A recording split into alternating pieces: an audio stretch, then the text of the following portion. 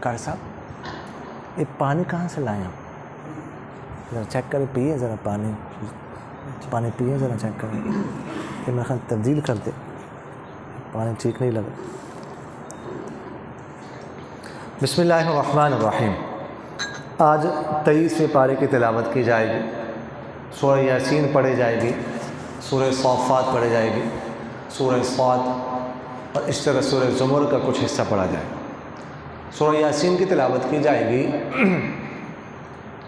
حدیث شریف میں آتا ہے کہ حضور اقدس صلی اللہ علیہ وسلم نے ارشاد فرمایا کہ ہر چیز کا ایک دل ہوا کرتا ہے، اور قرآن پاک کا دل سورہ یاسین ہے، اور فرمایا کہ جو شخص سورہ یاسین کی تلاوت کرے گا صبح کے وقت تو سارے دن میں جتنی ضروریات حاجات ہوں گی اس کی وہ پوری کر دی جائے گی، اور فرمایا کہ جو ایک دفعہ سورہ یاسین پڑھتا ہے تو 10 مرتبہ قرآن پاک پڑھنے کا ثواب اس کو ملتا ہے، اور فرمایا کہ تم جو لوگ مر رہے ہیں ان پر سورہ یاسین پڑھا کرو تاکہ نزع کے وقت میں آسانی ہو۔ تو صبح کے وقت اس کی تلاوت کرنی چاہیے پابندی کے ساتھ۔ سورہ صاد پڑھی جائے گی۔ سورہ صاد میں جنت کا تذکرہ ہے، جنت کی نعمتوں کا تذکرہ ہے، حوروں کا تذکرہ ہے، اور اس میں حضرت ابراہیم علیہ السلام اور اسماعیل علیہ السلام ان دونوں کا تذکرہ ہے کہ حضرت ابراہیم علیہ السلام اپنے بیٹے کو ذبح کر رہے ہیں، اور اللہ تعالیٰ فرماتے ہیں ان ھذا لھو البلاء العظیم، بہت بڑی آزمائش۔ یہ اللہ جل جلالہ فرماتے ہیں ایک بیٹا اس کو کوئی ذبح کرنے لگے ہیں، ابراہیم علیہ السلام نے تو اپنی طرف سے ذبح کر دیا نا، کوئی معمولی بات تو نہیں ہے۔ اور پیغمبروں کا ذکر ہے، اور خاص کر حضرت یونس علیہ السلام کا ذکر ہے۔ حضرت یونس علیہ السلام کو اللہ تعالیٰ نے بھیجا تھا عراق ایک شہر موصل میں نینوا کی طرف، اور اس وقت اللہ تعالیٰ فرماتے ہیں وَأَرْسَلْنَاهُ إِلَىٰ 100,000 أَوْ يَزِيدُونَ، اس وقت اس علاقے کی تعداد، وہاں پہ آبادی کی تعداد 1 لاکھ سے زائد تھی اس زمان، تو کتنی بڑی آبادی ہوگی، اس کا تذکرہ ہے۔ اس کے بعد سورہ صاد ہے۔ سورہ صاد میں حضرت داؤد علیہ السلام کا تذکرہ ہے۔ حضرت داؤد علیہ السلام نے ایک گھر میں ایسا ماحول بنایا ہوا تھا کہ 24 گھنٹے عبادت ہوتی تھی، کوئی نہ کوئی شخص بندہ عبادت کرتا تھا۔ تو شاید دل میں کوئی بات آئی ہو، ایک دفعہ بیٹھے ہوئے تھے عبادت کر رہے تھے کہ 2 بندے دیوار پھلانگ کے آ گئے، مقدمہ لے کر آ گئے۔ ایک کہتا ہے کہ اس کے پاس، جو میرا ساتھی، اس کے پاس 99 دمبیاں ہیں اور میرے پاس 1 دمبی ہے، یہ مجھے کہتا ہے کہ ایک بھی مجھے دے دو کہ میری تعداد 100 پوری ہو جائے۔ یہ ٹھیک کر رہے ہیں غلط کر رہے ہیں؟ تو داؤد علیہ السلام نے فرمایا تھا غلط کر رہے ہیں، اس کے بعد اتنی زیادہ ہے اور آپ کے پاس 1 ہے۔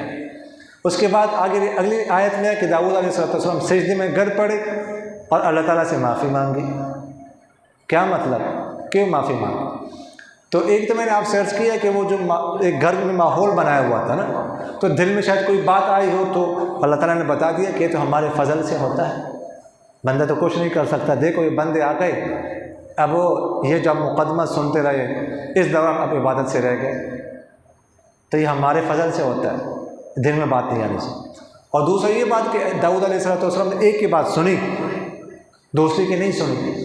اب دوسری کی بات تو سنی نا، وہ کیا کہتا ہے جس کے پاس 99 دمبیاں ہیں، شاید ہو سکتا ہے وہ حق پر ہو، تو اس لیے فوراً دوسری کی بات سنی بغیر فیصلہ کر دیا۔